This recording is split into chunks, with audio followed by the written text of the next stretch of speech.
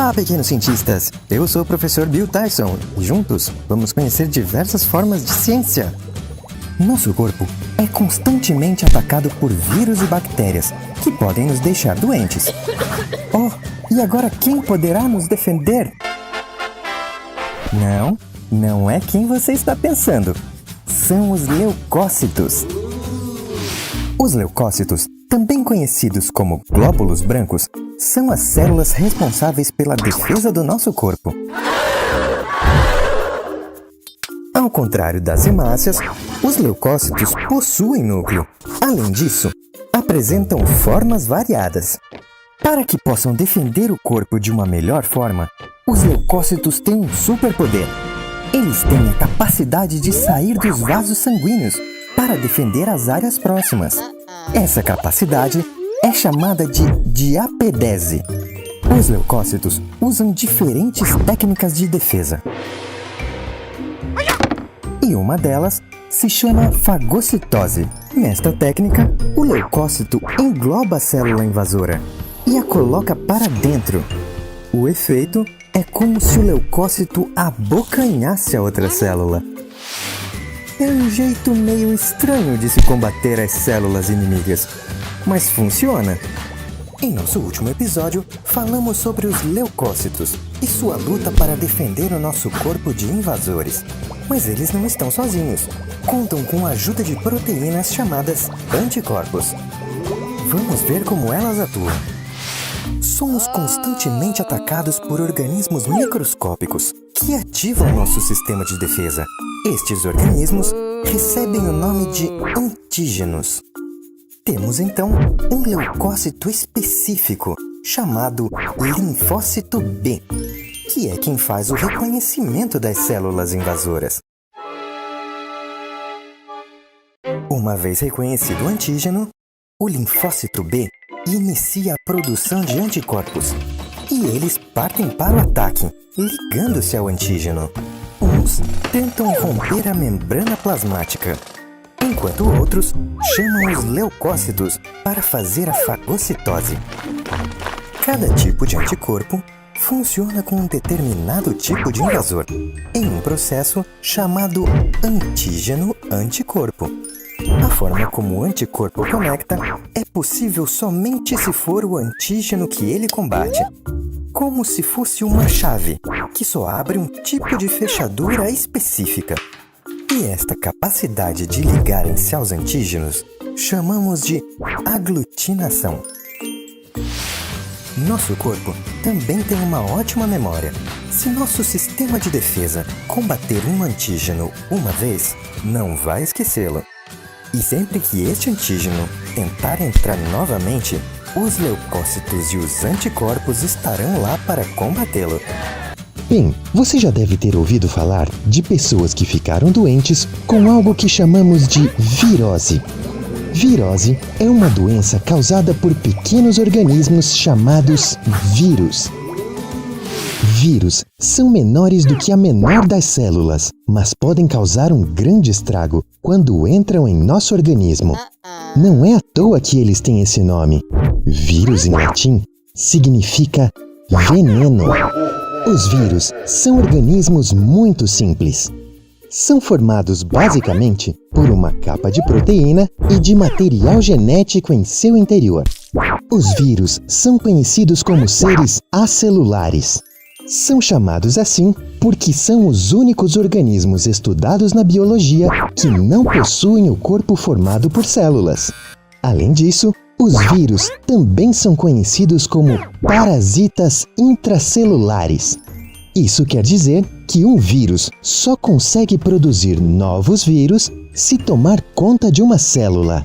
Mas afinal, como isso funciona? O vírus injeta seu material genético na célula. A partir de então, o vírus toma controle da célula e usa seus recursos para fabricar novos vírus. Assim, a célula produz muitos e muitos vírus, até encontrar seu triste fim.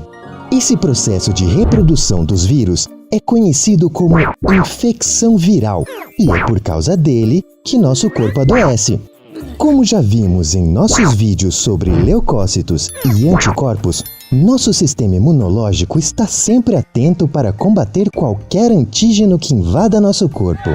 No entanto, alguns vírus são muito fortes, o que torna muito difícil combatê-los.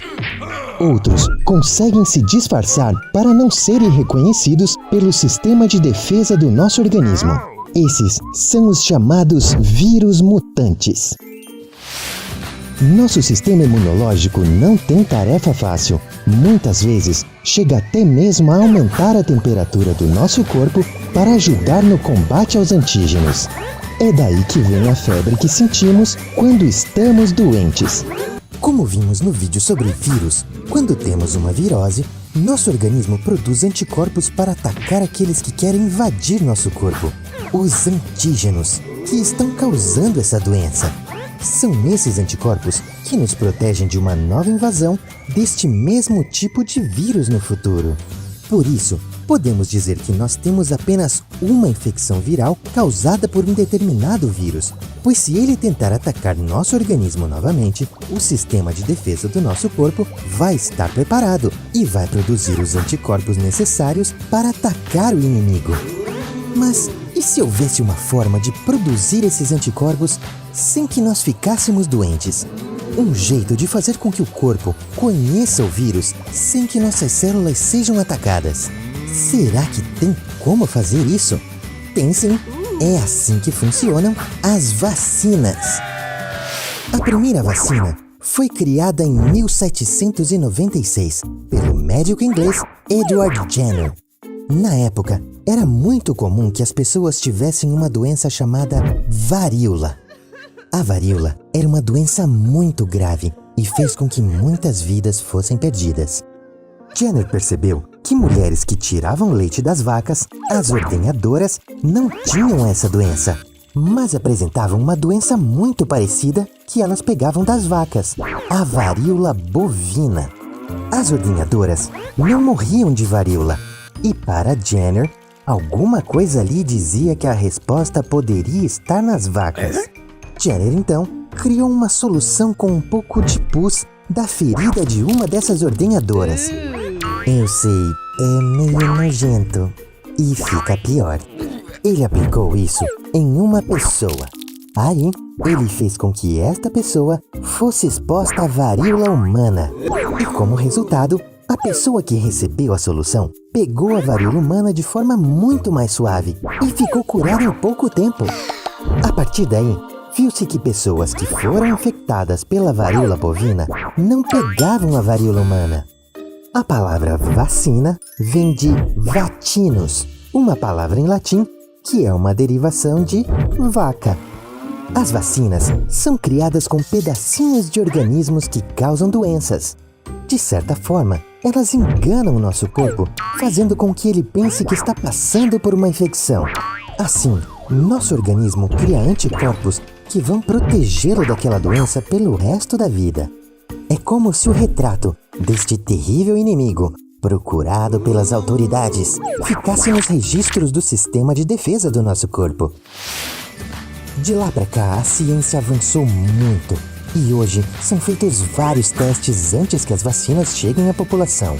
E é para que nosso organismo compreenda de forma mais rápida como se defender de certos antígenos que as vacinas são tão importantes.